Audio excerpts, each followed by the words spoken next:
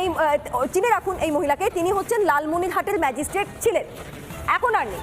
ছিলেন কেন নেই? তার কারণ তিনি সামাজিক মাধ্যমে একটি পোস্ট করেছিলেন, যে পোস্টের জেরে আজকে তাকে তার পদটি খোয়াতে হয়েছে। তিনি সরাসরি মোহাম্মদ ইউনূসকে প্রশ্ন করেছিলেন। আজকে বক্তব্যের শুরুতেই আমাদের যে সাহসী বোন তাপসী তাবাসসুম উর্মি, সেই উর্মির প্রতি সালাম জানিয়ে আসসালামু আলাইকুম আজকের বক্তব্য শুরু করছি। উর্মি, আপনাকে আমাদের এই বাংলাদেশের লক্ষ কোটি তরুণ যুবক যুবতী এবং বাংলাদেশের মুক্তিযুদ্ধের সপক্ষের শক্তির সকল মানুষের পক্ষ থেকে আপনাকে আমরা সালাম জানাচ্ছি। এই সহনশীল মতামতেরই পক্ষে, কিন্তু প্রশ্ন হচ্ছে যে একটি রক্তাক্ত গণঅভ্যুত্থানের মধ্য দিয়ে শেখ হাসিনার পলায়ন পর্বের পরে শেখ হাসিনার চাটুকার এবং শেখ হাসিনার সুবিধাভোগী যে শ্রেণীটি এখনও রয়ে গেছে, সেই শ্রেণীটির জন্যে যদি একটা দুর্বল সরকারের পরিচিতি নিয়ে ডক্টর মোহাম্মদ ইউনূসের সরকার সামনের দিনগুলো অতিক্রম করতে চায়, তাহলে অনেক রকমের বিপজ্জনক পরিস্থিতির মধ্যে পড়তে হতে পারে। বাংলাদেশে উর্মিরা হচ্ছে বাংলাদেশের স্বাধীনতাকে বিক্রি করার একটি নতুন উচ্ছিষ্টভোগী আওয়ামী লীগের দালাল। দেশ এবং জাতিকে আজকে তিনি বিভ্রান্ত করে চলেছে গত প্রায় 12-14 বছর পর্যন্ত। আজকের এইরকম গোলাম মাওলা রনির মতো কিছু কিছু উচ্ছিষ্টভোগী আওয়ামী লীগের দালালরা এখন এই মুহূর্তে মাঠে ময়দানে নেমেছে শুধুমাত্র তত্ত্বাবধায়ক সরকারকে বিতর্কিত করতে, ডক্টর মোহাম্মদ ইউনূসকে বিতর্কিত করতে। সাসপেন্ড করলে হবে না, তাকে গ্রেফতার করে রিমান্ডে এনে জানা দরকার যে তার কত বড় সাহস যে আজকে বাংলাদেশের যিনি প্রধান উপদেষ্টা তাকে নিয়ে স্ট্যাটাস দেয়, এবং সেই স্ট্যাটাস আপনারা সাংবাদিকরা প্রশ্ন করার পরে সে বলেছে যে আমি তো স্ট্যাটাসই দিয়েছি, আমার আর কোনো মন্তব্য নাই, সেটা বুঝে নেন। আসসালামু আলাইকুম ওয়া রাহমাতুল্লাহ। সবাই কেমন আছেন? আশা করি সবাই অনেক অনেক ভালো এবং সুস্থ আছেন। সবাইকে স্বাগতম জানাচ্ছি আমাদের আরেক নতুন ভিডিওতে। প্রতিদিনের মতো আমি আপনাদের সিরাজ ফারুকী আবার চলে আসলাম নতুন একটা ভিডিও নিয়ে। দর্শক, ইতিমধ্যে সবাই ভিডিওর শুরুতে বেশ কিছু অংশ বিশেষ দেখে বুঝতে পেরেছেন আজকের ভিডিওটি কতটুকু গুরুত্বপূর্ণ বা আজকের ভিডিওটি কি বিষয়টা নিয়ে হতে যাচ্ছে। বর্তমানে চলমান রাজনীতি প্রসঙ্গে ইতিমধ্যে বুঝতে পেরেছেন আজকের ভিডিওটা অনেক অনেক গুরুত্বপূর্ণ। তাই সবাইকে অনুরোধ করবো এক মুহূর্ত না টানে সবাই ভিডিওটি দর্শক রাখবেন। তার আগে আপনাকে ছোট্ট একটি অনুরোধ জানিয়ে রাখতেছে, যারা আমাদের চ্যানেলটিতে এখন চ্যানেল সাবস্ক্রাইব করে সাথে থাকবেন। চলুন আমরা ভিডিওর বাকি অংশগুলো আমরা একটু বিস্তারিত দেখে আসবো। সবাইকে অনুরোধ করবো এক মুহূর্ত না টানে একটা লাইক দিয়ে সবাই ভিডিওটি দর্শক দেখতে থাকুন। তাপসী তাবাসসুম উর্মি, আমি নামটা হয়তো ভুল বললাম, তাপসী তাবাসসুম উর্মি, তিনি এই চিনে রাখুন এই মহিলাকে, তিনি হচ্ছেন লালমনিরহাটের ম্যাজিস্ট্রেট ছিলেন, এখন আর নেই। ছিলেন কেন নেই? তার কারণ তিনি সামাজিক মাধ্যমে একটি পোস্ট করেছিলেন, যে পোস্টের জেরে আজকে তাকে তার পদটি খোয়াতে হয়েছে। তিনি সরাসরি মোহাম্মদ ইউনূসকে প্রশ্ন করেছিলেন। সরাসরি তিনি বলেছিলেন যে মোহাম্মদ ইউনূস যে কার্যকলাপ চালাচ্ছেন গোটা দেশ জুড়ে, বা তার অন্তর্বর্তীকালীন সরকার যে কার্যকলাপ চালাচ্ছেন গোটা দেশ জুড়ে, তাতে তার শেষের শুরু হয়ে গিয়েছে, তাতে তার শেষের কাউন্টডাউন শুরু হয়ে গিয়েছে। কি বলেছিলেন তাপসী, একবার চলুন আমরা দেখে নিই। অন্তর্বর্তী সরকারের প্রধান উপদেষ্টা বলেছেন, কি বলছেন তিনি? রিসেট বাটনে পুশ করা হয়েছে, রিসেট বাটনে পুশ করা হয়েছে, এটা তাপসীর পোস্ট। অতীত মুছে গিয়েছে। কোন অতীত? ৭১-এর মুক্তিযুদ্ধের অতীত, ভাষাকে বাঁচিয়ে রাখার যে লড়াই সেই অতীত, এবং সেটাকে যে মুছে ফেলা হয়েছে বা মুছে ফেলার চেষ্টা করা হয়েছে তাতে কোনো একটুও পিছপা কেউ হননি, সেই ছবি আমরা দেখেছি। তিনি প্রশ্ন করছেন বা তিনি অবাক হয়ে জিজ্ঞাসা করছেন, এতই সহজ অতীতকে মুছে ফেলা? আর কি বলছেন? কাউন্টডাউন শুরু হয়ে গিয়েছে আপনার, কাউন্টডাউন শুরু হয়ে গিয়েছে আপনার। অর্থাৎ এখানে মোহাম্মদ ইউনূসের কথা বলছেন, অন্তর্বর্তীকালীন সরকারের প্রধান উপদেষ্টার কথা বলছেন, যে আপনার কাউন্টডাউন শুরু হয়ে গিয়েছে, আপনার শেষের শুরু হয়ে গিয়েছে। আর কেন এই কথা বলেছেন তিনি? এত সাহস কি করে হয়? যেমন বলা, যখনই বলার ঠিক তার পাল্টা প্রতিক্রিয়াও পেয়ে গিয়েছেন তিনি। তিনি কিন্তু সংখ্যালঘু নন, তিনি সেখানকার সংখ্যাগুরু, শুভ বুদ্ধি সম্পন্ন মানুষ, এটা আশা করা যায়। আর তাই জন্যই তাকে হয়তো এরকম কোপের মধ্যে পড়তে হলো অনির্বাণ। আসলে এতটা সমস্যার মধ্যে কেন পড়তে হচ্ছে ইউনূসকে? কেন লালমনিরহাটের ম্যাজিস্ট্রেট ছিলেন যিনি, যার কথা বলছিল সৃজিতা এই মুহূর্তে, আমার সহকর্মী তাপসী তাবাসসুম উর্মি, কেন তিনি এই কথাগুলো বললেন? তার কারণ বাংলাদেশের মুক্তিযুদ্ধের মাধ্যমে যে স্বাধীনতাটা অর্জন হয়েছিল, যে স্বাধীন বাংলাদেশ আধুনিক রাষ্ট্র তৈরি হয়েছিল, তা কোনো ধর্মের ভিত্তিতে তৈরি হয়। রাষ্ট্রটা তৈরি হয়েছিল ভাষার দাবিতে। হিন্দু, মুসলমান, বৌদ্ধ যেরকম পরিমাণে, যে সংখ্যায়, যে অনুপাতেই থাকুন না কেন বাংলাদেশে, সবাই ঠিক করেছিলেন বাংলা ভাষায় কথা বলবেন, পাকিস্তানের চাপিয়ে দেওয়া, খান সেনার চাপিয়ে দেওয়া উর্দুতে কথা বলবেন না। আর ইউনুস ফিরে এসে, মানে মার্কিন জামাতি জোট সরকারের পুতুল ইউনুস ফিরে এসে বাংলাদেশে উর্দু চাপাচ্ছে। আসসালামু আলাইকুম। আজকে বক্তব্য শুরুতেই আমাদের যে সাহসী বোন তাপসী তাবাসসুম উর্মি, সেই উর্মির প্রতি সালাম জানিয়ে আসসালামু আলাইকুম আজকের বক্তব্য শুরু করছি। উর্মি, আপনাকে আমাদের এই বাংলাদেশের লক্ষ কোটি তরুণ, যুবক যুবতী এবং বাংলাদেশের মুক্তিযুদ্ধের সপক্ষের শক্তির সকল মানুষের পক্ষ থেকে আপনাকে আমরা সালাম জানাচ্ছি, অভিনন্দন জানাচ্ছি, শুভেচ্ছা জানাচ্ছি, আপনার প্রতি মাথা নত করে অবনতি শিরে শ্রদ্ধা যাপন করছি। আপনি দেখিয়ে দিয়েছেন যে এই দেশের মুক্তিযুদ্ধের সন্তানেরা, মুক্তিযোদ্ধাদের সন্তানেরা, এদেশের যাকে এই দেশকে যারা ভালোবাসে, এই দেশের স্বাধীনতাকে, মুক্তিযুদ্ধকে যারা ধারণ করে, তারা কোনো কিছুকে ভয় করে না। এমনকি যেই সমন্বয়করা চাকরির জন্য দেশ ধ্বংস করে দিয়েছে, আর আপনি সেই চাকরি ছেড়ে দিয়ে আপনি মুক্তিযোদ্ধাদের পক্ষে কথা বলে, এদেশের জনগণের পক্ষে কথা বলে, বঙ্গবন্ধুর পক্ষে কথা বলে আপনি প্রমাণ করে দিয়েছেন আপনার মতো উর্মিরা থাকলে এই দেশকে কখনো সুদখোর ইউনুসরা কখনো ধ্বংস করতে পারবে না ইনশাল্লাহ। তাই আমি বলবো, আপনার প্রতি শ্রদ্ধা জানিয়ে আমি বলবো, মিস্টার ইউনুস, আপনার সাথে সমস্বরে তাল মিলিয়ে বলবো, মিস্টার ইউনুস, আপনার কাউন্টডাউন শুরু হয়ে গেছে। আপনি সিদ্ধান্ত নেবেন পদত্যাগ করবেন না পালাবেন। সিদ্ধান্ত আপনার। যখন উর্মির মতো লক্ষ লক্ষ তরুণ, যুবক যুবতী, স্বাধীনতার সপক্ষের শক্তি যখন রাজপথে নামবে, তখন আপনি পালাবার পথ পাবেন না। সো তাই আপনাকে বলবো, আপনার কাউন্টডাউন শুরু হয়ে গিয়েছে, আপনি পদত্যাগ করুন। আপনারা তো মত প্রকাশের স্বাধীনতার কথা বলেছেন মিস্টার ইউনুস, মিস্টার মহাজন। আমাদের তাপসী তাবাসসুম উর্মি তো সেই মত প্রকাশ, তার মতটাই প্রকাশ করেছে। সে যেটা বিশ্বাস করে, এদেশের মুক্তিযুদ্ধের কথা, মুক্তিযোদ্ধাদের কথা, 30 লক্ষ শহীদের রক্তের কথা, 2 লক্ষ মা বোনের ইজ্জতের কথা, সে তো সেই কথাটি বলেছে। সে তো বঙ্গবন্ধুর কথা বলেছে, সে তার মত প্রকাশ করেছে। এই জন্য কি তাকে আপনি চাকরি থেকে বরখাস্ত করবেন? আপনি যে একজন স্বৈর শাসক, আপনার যে কোনো সমালোচনা করার মতো সহ্য সক্ষমতা, 1971 সালের মুক্তিযুদ্ধের কথা শোনার মতো আপনার যে মন মানসিকতা নেই, সেটি আপনি প্রমাণ করেছেন। আপনি একজন, এই বিশ্বের একজন নিকৃষ্ট জঘন্যতম স্বৈরশাসক হচ্ছেন আপনি মিস্টার। ডক্টর ইউনুসের সরকারের একটা পরিচিতি তৈরি হয়েছে। যদি রূঢ় ভাষায় সেই পরিচিতির কথা বলি, তাহলে সেটা ডক্টর ইউনুসের সরকার একটা দুর্বল সরকার। আর যদি একটু ভদ্রস্থ ভাষায় বলি, তাহলে সেটা ডক্টর ইউনুসের সরকার সংবেদনশীল সরকার। ডক্টর মোহাম্মদ ইউনুসের সরকার ভিন্ন মতের প্রতি সহনশীল সরকার।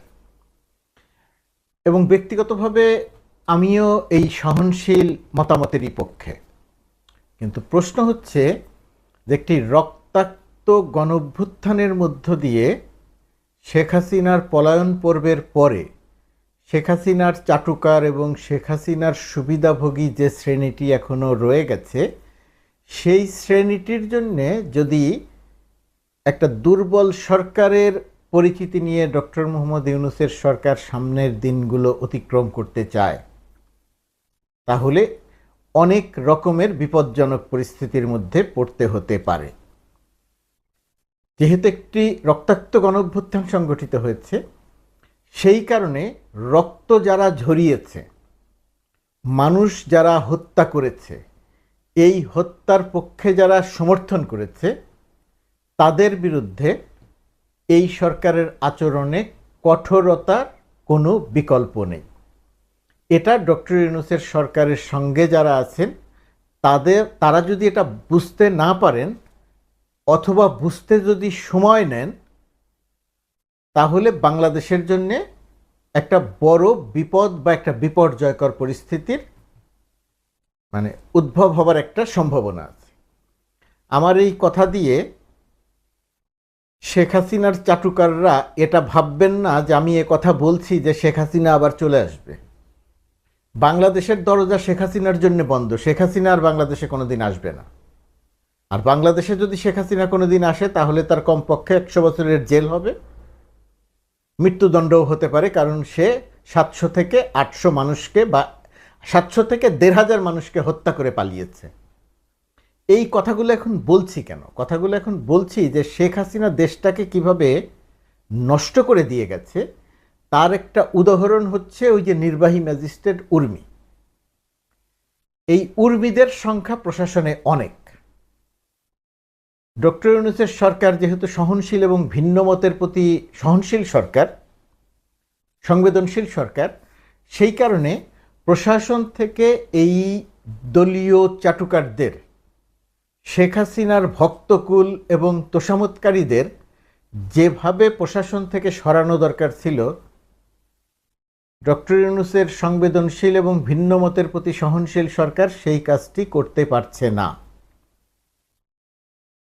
একজন উপদেষ্টা নিয়োগ দেয়া হয়েছে, সাবেক মন্ত্রিপরিষদ সচিব আলী ইমাম মজুমদার।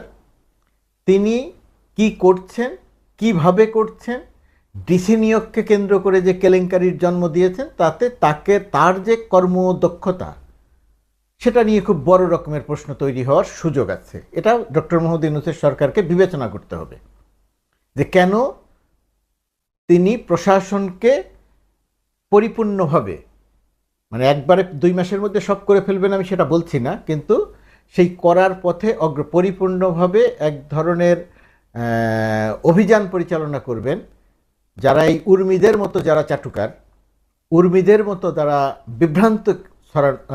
বিভ্রান্তি ছড়ায়, তাদেরকে সরিয়ে মোটামুটি ভালো মানের কর্মীদেরকে প্রশাসনের ভেতরে যে সম্পৃক্ত করা দরকার, এই কাজটি সহ সামগ্রিকভাবে জনপ্রশাসনের শৃঙ্খলা ফিরিয়ে আনার জন্য যে উদ্যোগ নেওয়া দরকার, আলী ইমাম মজুমদারের নেতৃত্বাধীন যে প্রশাসন পরিচালিত হচ্ছে সেই জায়গাটি সেভাবে হচ্ছে না। এখন প্রশ্ন আসে, ধরেন এই যে উর্মি, একজন উর্মি নির্বাহী ম্যাজিস্ট্রেট, একজন উর্মি নির্বাহী ম্যাজিস্ট্রেট অর্থাৎ সরকারি চাকরি করা অবস্থাতে তিনি ডক্টর মোহাম্মদ ইউনূসের সমালোচনা করছেন। এই সমালোচনাকেও আমি খুব বড়ভাবে দেখতাম না। ঠিক আছে, সমালোচনা করলেন, কাজের সমালোচনা তো করাই যায়, কিন্তু সমালোচনাটা কি করছেন? রিসেট বাটনের যে অপব্যাখ্যা করছেন, এটা আমি আরও কাউকে দেখছি যে এই ব্যাখ্যাটা দেওয়ার চেষ্টা করছেন, এবং রিসেট বাটনের কথা যখনই আলোচনায় এসেছে তখনই তারা এর সঙ্গে মুক্তিযুদ্ধকে টেনে এনেছেন। এর সঙ্গে তারা শেখ হাসিনার রক্তাক্ত বাংলাদেশকে টেনে আনেননি, এর সঙ্গে তারা মুক্তিযুদ্ধকে টেনে এনেছেন, যে ডক্টর ইউনূস মুক্তিযুদ্ধকে অস্বীকার করেছেন, মুক্তিযুদ্ধের স্মৃতি মুছে ফেলতে চেয়েছেন। এই যে চাটুকার যারা এক সময়ের সাংবাদিক ছিলেন, এখন বিদেশে গিয়ে আইডেন্টিটি ক্রাইসিসে আবার এটা বললে আবার ভুল বোঝাবুঝি তৈরি হয় যে আমি কাদের কথা বলছি। বিদেশে বসে তো অনেক সাংবাদিক সামাজিক যোগাযোগ মাধ্যমে তারা যে অত্যন্ত গুরুত্বপূর্ণ ভূমিকা রেখেছে তাদের কথা তো অস্বীকার করা যাবে না। আমি কারো কথা বলছি যারা ওই যে বিভিন্ন লোকের উদ্ধৃতি দিয়ে ফেসবুক পেজ ভরে ফেলে এবং কৌশলে এক ধরনের চাটুকারিতা করে, তাদের কথা বলছি। যদিও তাদের কথা না বলাই ভালো, কারণ তারা সমাজে এতই গুরুত্বহীন যে তাদের কথা আলাদা করে বলার দরকার নেই। যাই হোক, সেটা বলছি না, বলে ফেলেছি, সেটা আর এটা এডিট করছি না, এভাবেই রেখে দিচ্ছি। উর্মির পক্ষে দাঁড়ালেন গোলাম মাওলা রনি। আজকের বাংলাদেশে উর্মিরা হচ্ছে বাংলাদেশের স্বাধীনতাকে বিক্রি করার একটি নতুন উচ্ছিষ্টভোগী আওয়ামী লীগের দালাল। দেশ এবং জাতিকে আজকে তিনি বিভ্রান্ত করে চলেছে গত প্রায় 12-14 বছর পর্যন্ত। আজকের এইরকম গোলাম মাওলা রনির মতো কিছু কিছু উচ্ছিষ্টভোগী আওয়ামী লীগের দালালরা এখন এই মুহূর্তে মাঠে ময়দানে নেমেছে শুধুমাত্র তত্ত্বাবধায়ক সরকারকে বিতর্কিত করতে, ডক্টর মোহাম্মদ ইউনূসকে বিতর্কিত করতে, সেনাবাহিনীকে বিতর্কিত করতে, এবং বাংলাদেশের এই মুহূর্তে যারা নির্লসভাবে কাজ করছে সেই ছাত্র জনতাকে বিতর্কিত করতে। কারণ তারা এই বিতর্কের মধ্য দিয়ে বাংলাদেশের স্বাধীনতাকে নষ্ট করতে চায়, এবং তাদের এই সকল বক্তব্য দিয়ে আপনি যদি একটু খেয়াল করেন প্রত্যেকটা ভিডিওর পিছনে লিংক লাগিয়ে দেওয়া হয়। সর্বশেষ যে পয়েন্টটা নিয়ে আমি কথা বলতে চাই সে পয়েন্টটা হচ্ছে, বাংলাদেশে এই তাবাচ্ছুমদেরকে নিয়ে আবার নতুন করে কিছু ষড়যন্ত্রবাদ মাঠে ময়দানে নতুন করে শুরু করেছে রাজনীতি। সেটা করেছে কারা? গোলাম মাওলা রনিদের মতো কিছু উচ্ছিষ্টভোগী আওয়ামী লীগের দালালরা আজকে রাজনীতি করা শুরু করেছে। আপনাকে আজকের জাতির কাছে প্রশ্নটা যদি আমি না তুলি, তাহলে আমার কাছে মনে হচ্ছে জাতি বিভ্রান্ত হতেই থাকবে। আজকের এই মুহূর্তে আপনাকে একটা দেখাচ্ছি নিউজ, এই যে দেখেন, কি যুগান্তরের নিউজ। উর্মির পক্ষে দাঁড়ালেন গোলাম মাওলা রনি। আজকের বাংলাদেশে উর্মিরা হচ্ছে বাংলাদেশের স্বাধীনতাকে বিক্রি করার একটি নতুন উচ্ছিষ্টভোগী আওয়ামী লীগের দালাল, আর তার পাশে তারাই থাকতে পারে যারা আওয়ামী লীগের দালাল। আমি গোলাম মাওলা রনিকে প্রশ্ন করে বলতে চাই, আপনার 2024 সালের বাংলাদেশের এই স্বাধীনতার জন্য কি অবদান রেখেছেন আপনি?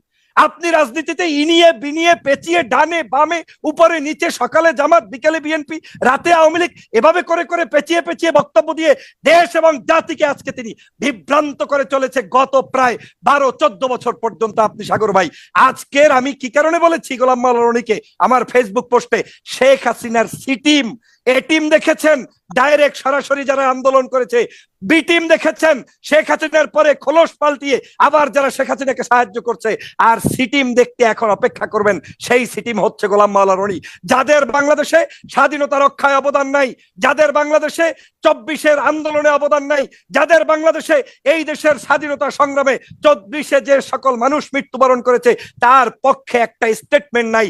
তারা উর্মির ইসে কষ্ট পায়, উর্মির স্বাধীনতা নিয়ে তিনি ব্যস্ত হয়ে পড়লেন। তার কাছে আবরারের স্বাধীনতা নাই, তার কাছে আজকের এই মুগ্ধর স্বাধীনতা নাই, তার কাছে আজকের আবু সাইদের স্বাধীনতা নাই, তার কাছে আজকের 1500 মানুষের স্বাধীনতা নাই। তারা আবার রাজনীতির দেউলিয়া। এই সকল রাজনীতিবিদের আপনি যখন মুখোশ উন্মোচন না করবেন, তাহলে বাংলাদেশ আজকের অতল ঘরে যাবে।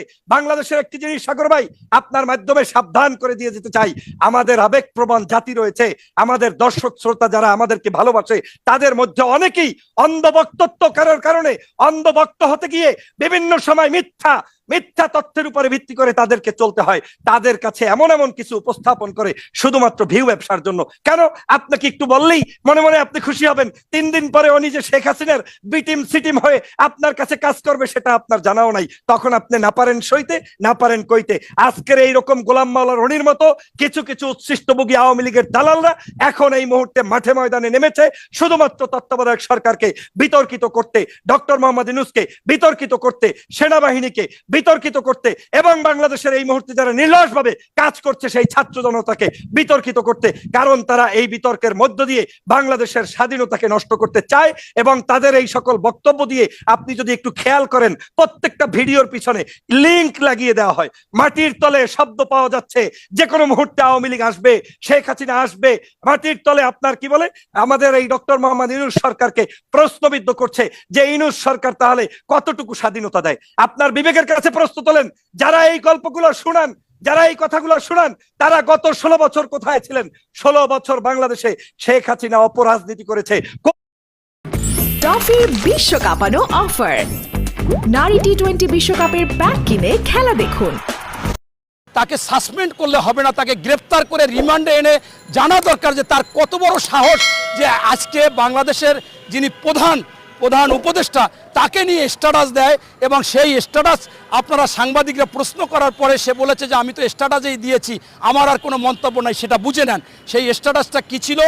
এখানে আমাদের প্রধান উপদেষ্টা তিনি বলেছিলেন রিসেট বাটন ক্লিক করেছি, আগের যা সব কিছু মুছে যাবে, নতুনভাবে বাংলাদেশ হবে, এটাই বলেছে। সেইখানে তিনি স্ট্যাটাস দিয়েছেন যে বর্তমানে সাংবিধানিক ভিত্তিহীন একজন অন্তর্বর্তীকালীন সরকারের উপদেষ্টা বলেন, মানে অর্থাৎ উনি এই অন্তর্বর্তীকালীন সরকারকে মানেই না, তা ভিত্তিহীন। এরপর তিনি বলেছেন রিসেট বাটন ক্লিক করা হয়েছে, সব মুছে যাবে। আপনি মুছে যাবেন, আপনার মহাশয় এই কাউন্টডাউন শুরু হয়ে গেছে। এই কথা যিনি বলেছে তাকে আপনার সাসপেন্ড করা কেন? তাকে সাথে সাথে মামলা দিয়ে গ্রেফতার করে রিমান্ডে এনে সে কত বড় সাহস, কোথা থেকে আসছে? এটা কি শেখ হাসিনা বলেছে, না ভারত বলেছে, নাকি এই আওয়ামী লীগের প্রতাত্তা যারা অবৈধ টাকা কোটি কোটি হাজার হাজার কোটি টাকার মালিক তারা টাকা দিয়ে করাচ্ছে? অথবা আপনার সচিবালয় থেকে সচিবরা এইগুলো ওনাকে দিয়ে করাচ্ছে কিনা, তারা একটা সমস্যা সৃষ্টি করতে চায় কিনা, সেইটা আমি বুঝতেছি যে এটাই হতে পারে। তবে আমি আপনাদের মাধ্যমে প্রধান উপদেষ্টা সহ অন্য উপদেষ্টাদের আবেদন জানাবো যে আপনারা যদি এখনও আপনাদের কানে পানি না যায়, আপনারা হচ্ছেন বিপ্লব করে একটা সরকার এসেছে অথবা গণ অভ্যুত্থানের মাধ্যমে একটা সরকার এসেছে, সেই সরকারের অ্যাকশন থাকবে আরও ভয়াবহ। আপনারা যেটা করেছেন সবচেয়ে বেশি করেছেন, ক্ষতি হয়েছে দেশের জন্য, সেইটা যখন আর্মি প্রশাসন 626 জনকে ধরেছিলেন বা তাদের আশ্রয় ছিলেন, সেখান থেকে মাত্র 5-6 জনকে আপনারা পেয়েছেন, আর সবাইকে আপনাদের আনা উচিত ছিল।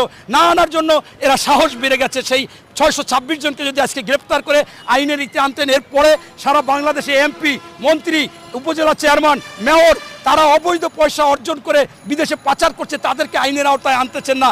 দুর্নীতিগ্রস্ত যে সচিব বিভিন্ন জায়গায় যারা বসেছিল এবং আইন শৃঙ্খলা বাহিনী, তাদেরকেও আপনারা আইনের আওতায় বিষয়টা নিয়ে আনেননি। আপনার মতামত জানতে চাই কমেন্ট সেকশন অবশ্যই একটা লাইন ভিডিওটি সম্পর্কে কমেন্ট করে জানাতে বলবেন। আর কে কোথা থেকে ভিডিওটি দেখেছেন অবশ্যই কমেন্ট করে দ্রুত জানিয়ে ফেলেন। ভালো থাকবেন, সুস্থ থাকবেন, আমাদের চ্যানেলে নতুন কিছু সাবস্ক্রাইব করে সাথে থাকবেন। দেখবো অন্য কোনো ভিডিওতে। ভালো থাকবেন, সুস্থ থাকবেন, আল্লাহ হাফেজ।